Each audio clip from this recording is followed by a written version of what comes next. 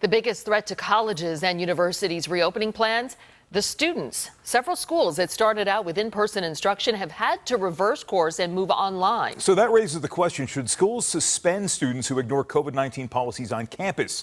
The former president of Brandeis University, CEO of the Phi Beta Kappa Society, and lecturer at Georgetown Law, Frederick Lawrence, joining us now to bring a little dignity to the proceedings here. Good to see you again tonight. We had you on last week talking about college and the climate right now as we go back. I've seen this. Many universities are already putting down the hammer on many of these students who have broken the laws, whether they go to parties or they have other sorts of gatherings. Right. You know, I'm going to say two things that are going to sound inconsistent, but bear with me. The first one is that students come back to school. There are a clear set of rules. By the way, these rules are not much different from the rules they ought to be following if they stayed at home. Wash your hands, keep a mask on, social distancing, no crowds, no parties, that sort of thing. So that level of school rule makes sense, and the kids are responsible for those rules. Let me say now the other thing.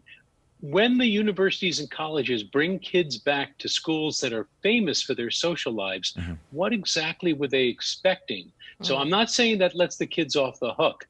I'm saying that the schools have a special obligation to really think about how do you provide an adequate social life for them in a way that does fit with the rules of social distancing. That's not easy, but you're the one who decided to bring them back. You're responsible for that. Yeah, that's a really good point.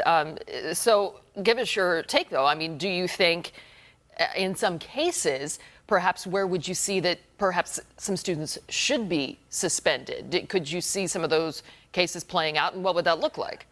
Well, I think some schools will do that, and it will be designed to have a certain effect, and it may even have that effect. But look, at the end of the day, that's not how you get kids to abide by rules on campus. If all you've got is the threat of being suspended, they're going to find ways around it. You've got to get them to buy in. You've got to get them to see the seriousness of it, but also you've got to figure out some way of making it possible for them to have a full and a rich life. Otherwise, you say, maybe this isn't working. Maybe they shouldn't be on campus. If you're going to bring them back, and let's be very honest here, one of the reasons you're bringing them back is the business model of the university requires you to bring them back.